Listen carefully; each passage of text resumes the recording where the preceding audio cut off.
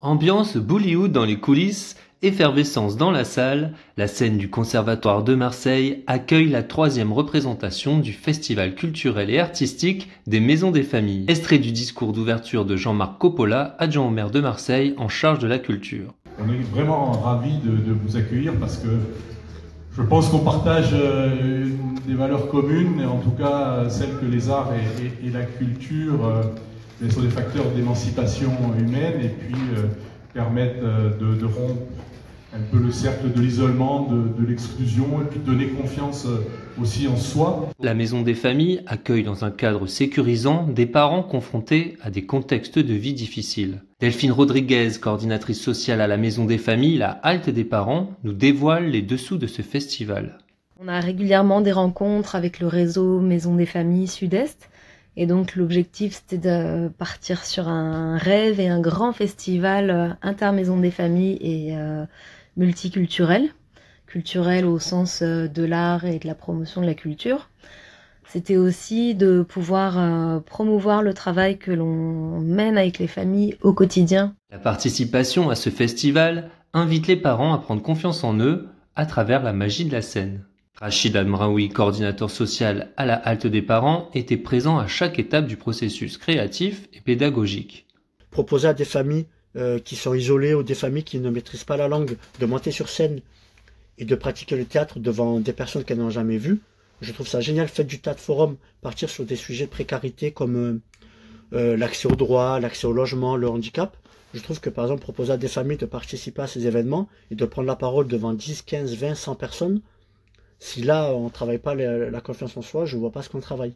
Donc je trouve qu'il y a plusieurs outils, et en l'occurrence, la chorale et la danse que nous allons faire est un outil parmi tant d'autres. Le fait de travailler le travail d'équipe, parce qu'une chorale, c'est à plusieurs. Donc se dire, voilà, on a répétition à tel jour, choisir les chansons ensemble, faire équipe, se dire, demain on a répétition à 14 h, qu'est-ce que je fais pour pouvoir venir?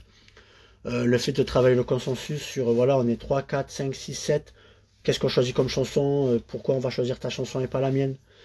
Donc il y a le travail d'équipe, il y a le fait de travailler l'estime et de découvrir un art. Parce que pour certaines familles, elles n'avaient jamais chanté par exemple.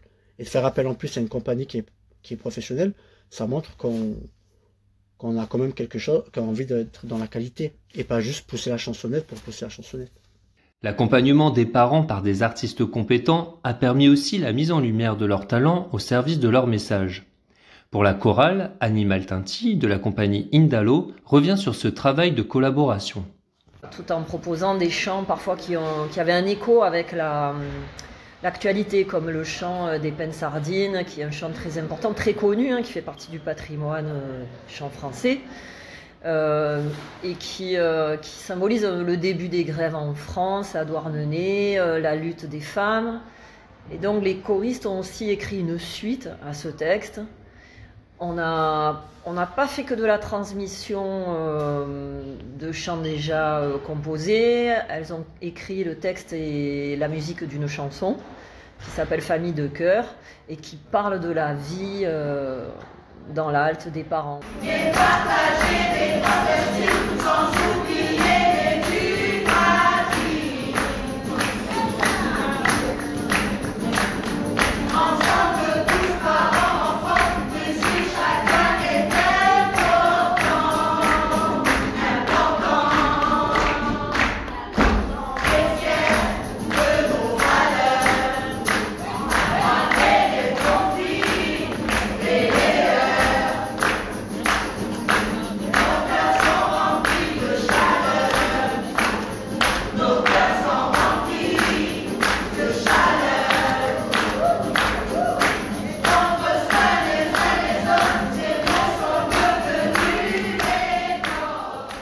Sam Madjer, maman à la halte et participante au spectacle, était présente à chaque répétition. Alors, quand on vient, on s'échauffe la voix.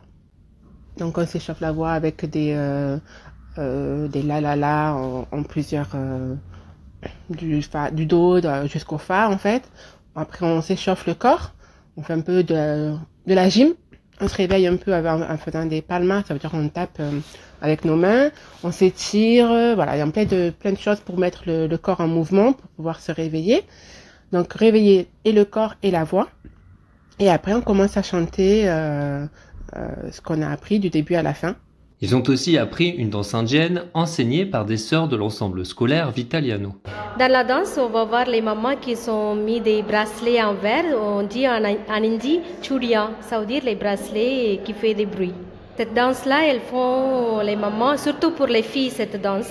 Elles font pendant les fêtes des familles ou une grande fête des villages, tout ça. C'est aussi une véritable performance logistique pour ces parents qui ont dû concilier répétition et gestion de la vie quotidienne. Il y a eu quand même une difficulté supplémentaire qui relevait de l'exigence de la présence et du travail qui s'est fait sur un long terme, ce qui n'est pas forcément évident quand on traverse des situations de précarité. C'est des exigences qui sont difficilement atteignables et qui l'ont été sur ce coup-là. Et nous laisserons le mot de la fin à Warja Benzama, maman de 3 enfants accompagnée par la halte des parents. Même je prends confiance en moi-même parce que j'étais avant que je rentre à la France, j'étais perdue.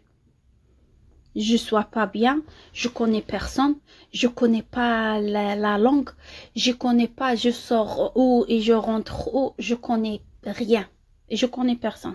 Qui j'ai rencontré ce lieu.